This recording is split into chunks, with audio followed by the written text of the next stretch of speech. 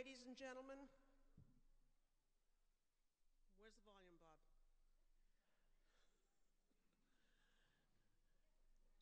If you would rise and join me in the Pledge of Allegiance. I pledge allegiance to the flag of the United States of America and to the republic for which it stands, one nation, under God, indivisible, with liberty and justice for all. Thank you very much.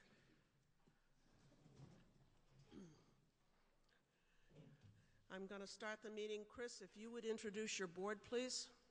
Thank you, Madam Moderator. To my far right, thank you, is District Council Allison Minutelli.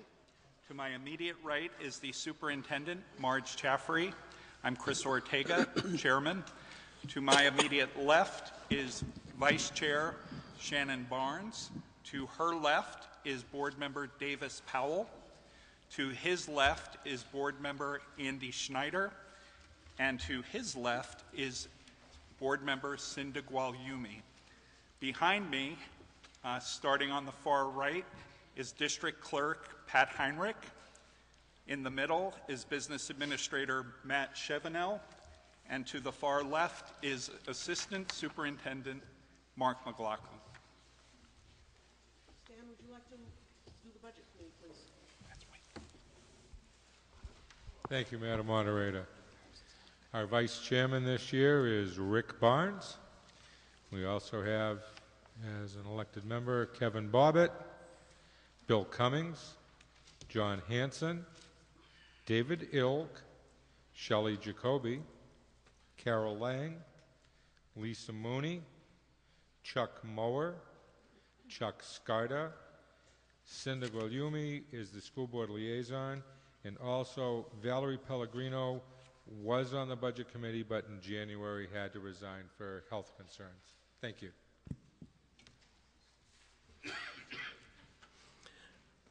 Ladies and gentlemen, I'm going to start with Article 2 in the warrant. I will read the article. I will recognize an individual for the purposes of making a motion and a second, and then that individual will be given the opportunity to speak to the motion initially. Anyone else who would like to speak to any of these motions as they're brought up, if you would line up kindly at the center microphone. I'm going to ask you to limit your comments to 3 minutes. Address your comments to me.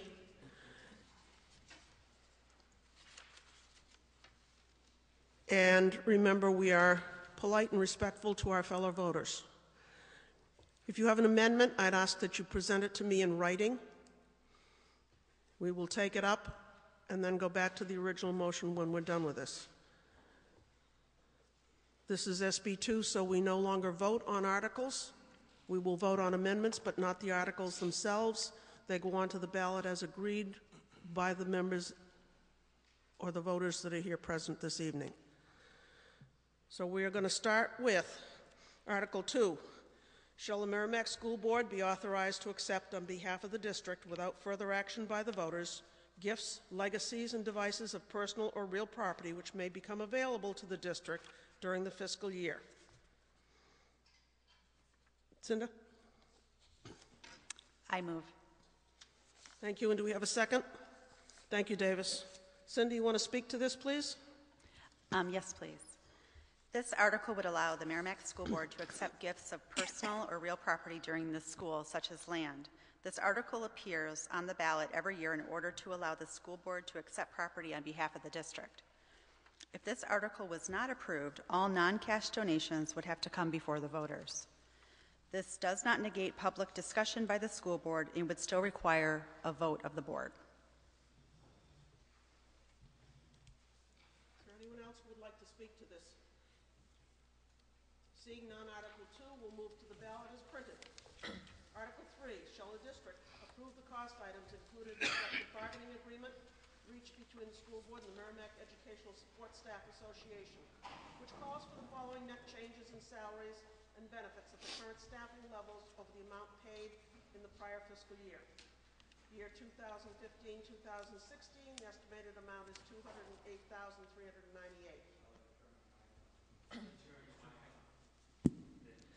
2016-2017, $212,331. 2017 and 18, $220,201. And further raise and appropriate the sum of $208,398 for the current fiscal year.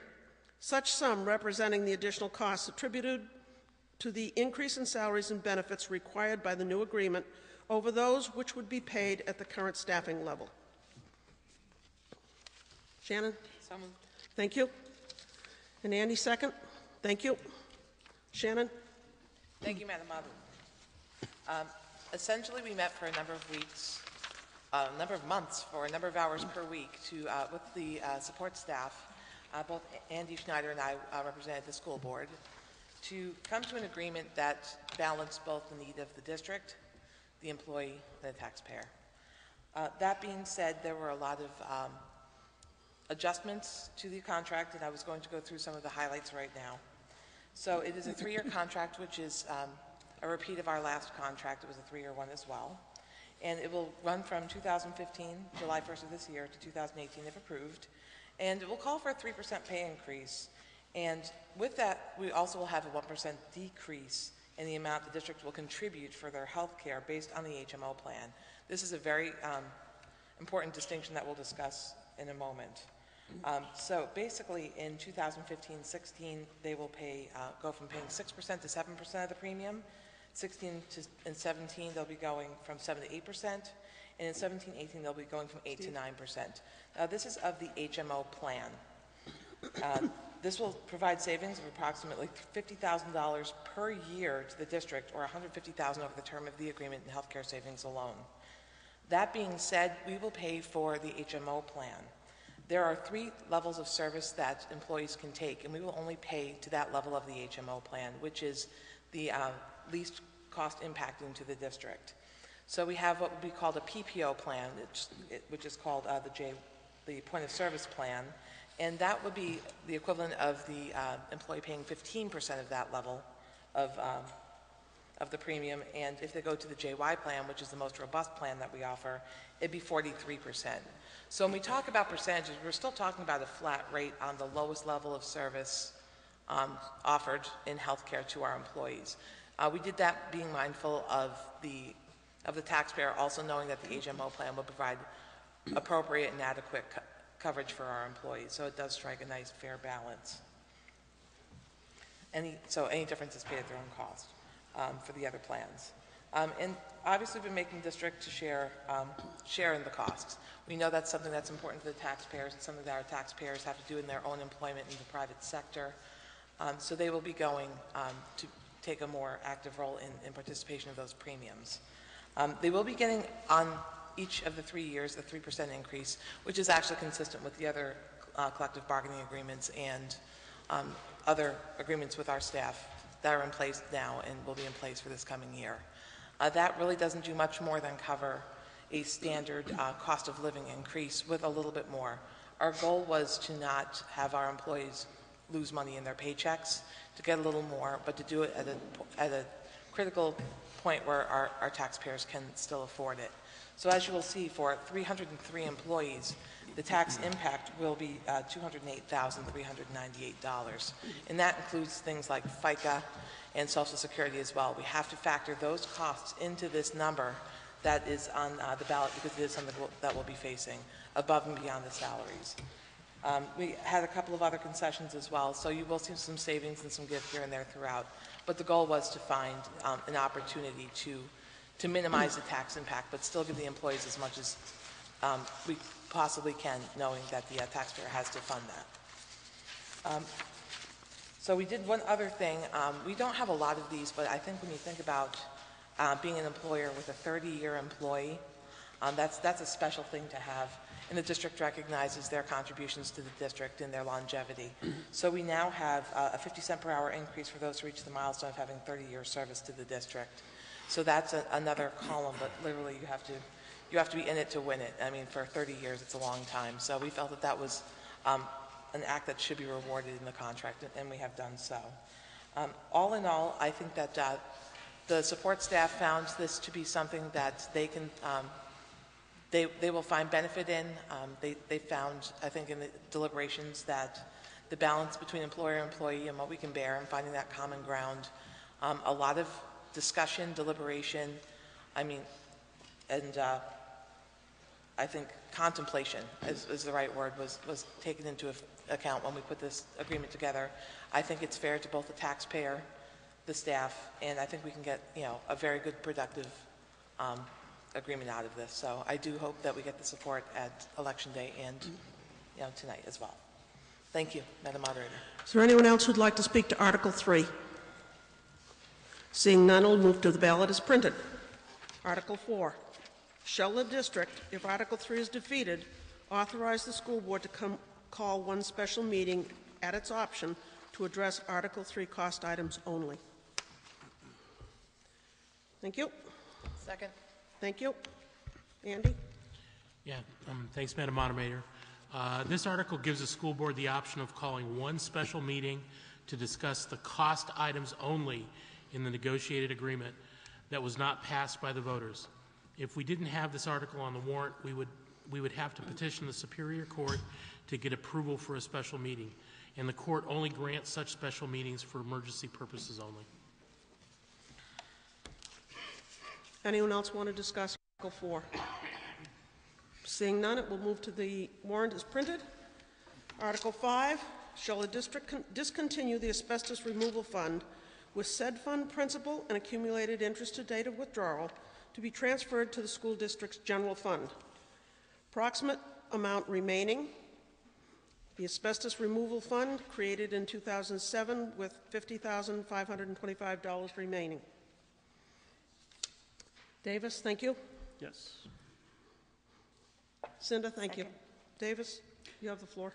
Thank you. The school board over the years has been committed to the removal of all asbestos floor towels in each of our buildings and has placed funds for these ongoing projects in the operating budget, with the exception of this year, due to a large roof replacement project at the Merrimack High School. After the 15-16 year, this project may be complete and these funds will no longer be needed. The intent is to return the money in this fund to the general fund in order to increase the surplus and to fund the next article, Article number 6, which is the District Emergency Repair Fund. Anyone else want to address Article 5? Seeing none, Article 5 will move to the ballot as printed. Article 6. Shall a district raise and appropriate an amount of up to $50,525 and transfer that amount to the school district repair capital reserve fund? Chris? Madam Moderator, I move Article 6. Thank you. Second. Second. Thank you, Shannon. Chris? This article funds the existing capital reserve account for general, unforeseen, and therefore unbudgeted repairs to district facilities and equipment. During this school year, the fund has been used to repair the high school bleachers that were unanticipated in being close to failure in the amount of $98,500.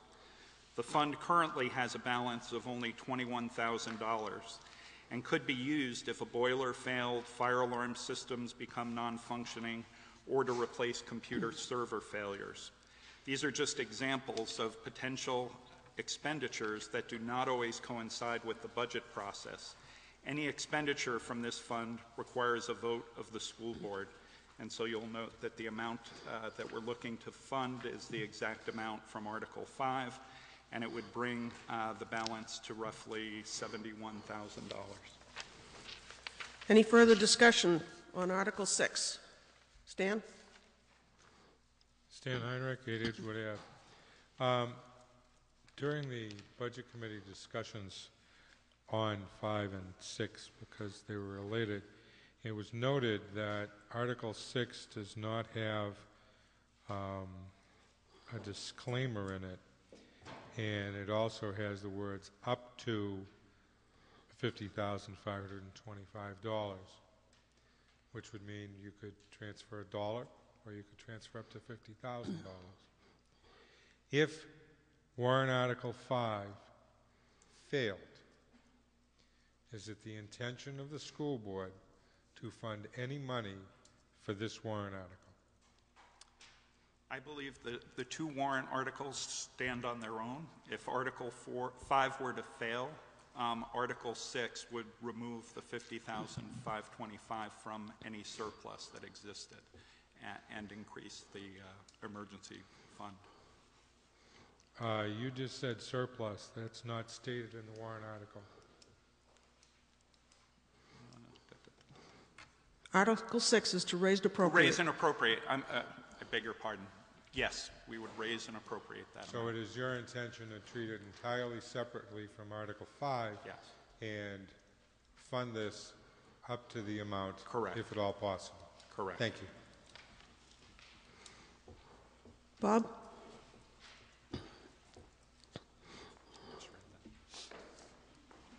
Bob LaRue, Back River Road. Question here. It says on Article 5 you want to transfer the balance of $50,525,000. I don't have a problem with that. Article 6 says up to that amount. Now my question is, one says a definite amount, the other one says up to. Now, between now and when the actual transfer takes place, you're going to generate some interest on it of $50,525. So if the amount is greater than that because of the interest incurred, what's going to happen to the balance? Goes into the general fund. It doesn't say that. The warrant article says up to $50,525. Which article are you talking about, Bob? Well, Article 5 says $50,525, which is the amount in there now. Article 5 is going to discontinue the fund. Right. Up to. So, no, not an up to. Okay, that's right. Everything that's in that, if this passes, Article 5 passes, then everything in that fund, principal and interest, gets transferred into the general fund. That's not what Article says. Article 6 says up No, to. Article 5 says all of the money goes into the general fund. I understand that. Okay. Now, Article 6 says Only up to 5525. that's correct. So if there's more money in that fund, when they do the transfer, it stays in the general fund.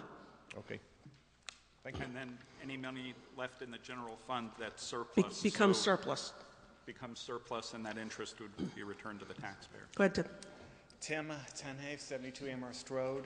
It says up to a number. It's a special warrant article. Why isn't it a definitive number? Defer to council on that. Can you repeat the question? Folks in the back didn't hear you. The question is, because it's a special warrant article, why does it specify up to and it doesn't specify a specific amount? Please. Allison, yep. That is a specific amount. The up to is allowed by the Department of Revenue. Thank you. And so it won't be more than the $50,525, but it can be less. So when DRA sets the tax rate, they'll set it on the amount that you actually decide on, as opposed to the $50,525? Correct. Okay. Any further discussion on Article 6? Seeing none, it will move to the ballot as printed. We'll go on to Article 7. Shall a district raise and appropriate as an operating budget, not including appropriations by special warrant articles, and other appropriations voted separately, the amounts set forth on the budget posted with the warrant or as amended by vote of the first session, for the purposes set forth therein, totaling $70,408,919. Should this article be defeated, the operating budget shall be $71,005,822, which is the same as last year, with certain adjustments required by the previous action of the district or by law, or the governing body may hold one special meeting in accordance with RSA 40:13, Roman numeral 10 and 16, to take up the issue of a revised operating budget. Only.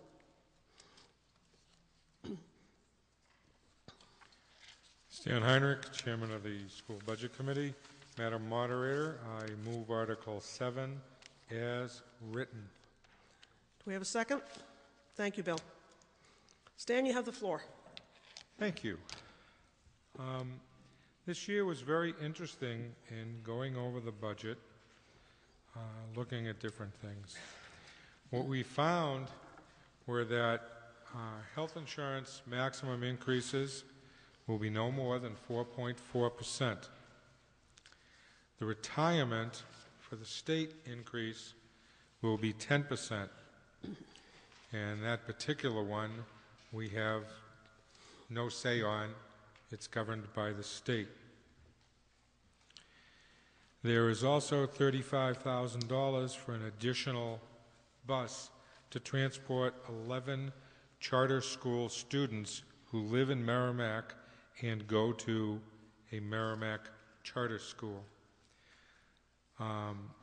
Some of the things during our investigations with liaison assignments of visiting the various departments that became of a concern of the Budget Committee, and after much discussion, we elected to leave certain things where they were, was that initially there was a request for an additional maintenance personnel, that they have not had an increase in a number of years, and buildings are getting older. The middle school is now 10 years old, and they've been having to deal with the same amount of people, and more things happen. Also, there was concern about funding, but being able to fund money for mental health professionals district-wide, and we have been assured that when that occurs this year, that it will be handled within the budget. Within the maintenance budget, there is also money for a brand new plow truck that's replacing one that is 10 years old and too rusted to fix, and it will not pass inspection. Some of the things that aren't in the budget: new countertops, window replacements at the high school, cafeteria tables, chairs, a major sidewalk repair at the middle school that needs to be totally ripped up and redone. The Budget Committee voted 12-0 to recommend this operating budget, and we do want to thank the school board and the administration for working very diligently on different items, and then we were able to go out and personally look at them. I would also point out that the operating budget of $70,408,919 is $606,903 lower than the default budget. And the default budget is set by the school administration with approval from the school board as it currently sits. Thank you.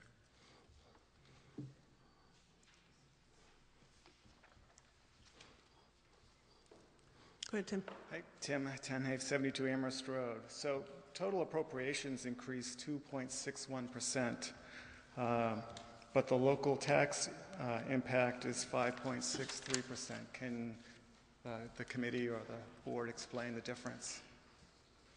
Go ahead, Matt. Is my mic on? Yep. Okay.